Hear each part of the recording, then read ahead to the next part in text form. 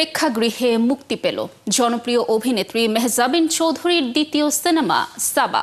এই সিনেমা দিয়ে চলচ্চিত্র নির্মাতা হিসেবে অভিষেক করলেন মাকসুদ হোসেন। অসুস্থ মাকে নিয়ে এক তরুণীর সংগ্রামের গল্প উঠে আসবে বড় পর্দায়। দেশের প্রেক্ষাগৃহে মুক্তির আগে আন্তর্জাতিক অঙ্গনে সুনাম কুড়িয়েছে সাবা। দর্শক আরও জানাচ্ছেন আরিফ হক।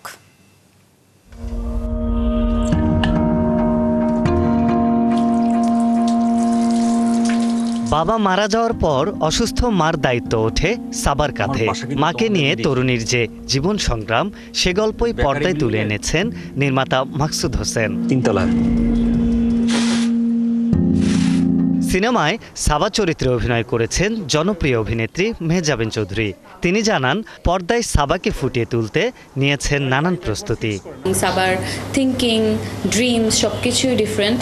তো এই কমপ্লেক্সিটিটা অ্যাজ অ্যান অ্যাক্টর আমার এক্সপ্লোর করার খুব ইচ্ছে ছিল। কিছু কিছু সময় আসলে ওই চরিত্রের প্রতি আপনার অনেক ফিল হবে, আর কিছু সময় অনেক রাগ উঠবে। তো এই ধরনের ফিলিংগুলো আমি অডিয়েন্সকে দিতে চেয়েছিলাম বলেই আসলে এই ধরনের চরিত্র দিয়ে সিনেমা করা আমার। স্ত্রী ও শাশুড়ির বাস্তব ঘটনা থেকে অনুপ্রাণিত হয়ে সিনেমার গল্প লিখেছেন নির্মাতা মাকসুদ হোসেন। আন্তর্জাতিক অঙ্গনে প্রশংসিত হওয়ার পর দেশের দর্শকরাও সিনেমাটি পছন্দ করবে, এমনটাই বিশ্বাস এই নির্মাতার। আসলে ফেস্টিভ্যালের ছবি ভালো করে না, কিন্তু তাহলে তো কোনো কমার্শিয়াল ছবিও ফ্লপ করার কথা না। বাংলাদেশে গত এক বছরে কয়টা ছবি চলেছে, রাইট?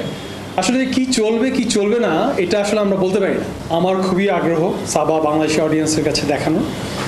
আমার কাছে মনে হয় যে বাংলাদেশের অডিয়েন্স সিনেমাটাকে চান্স দিলে সিনেমাটা তাদেরকে কিছু ফেরত দেবে এবং বাংলাদেশের অডিয়েন্স ওটার সাথে ইমোশনালি এঙ্গেজ করতে পারবে।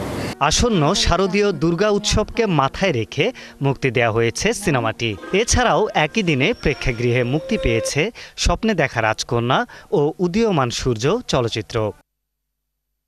আরিফ হক, ৭১, ঢাকা।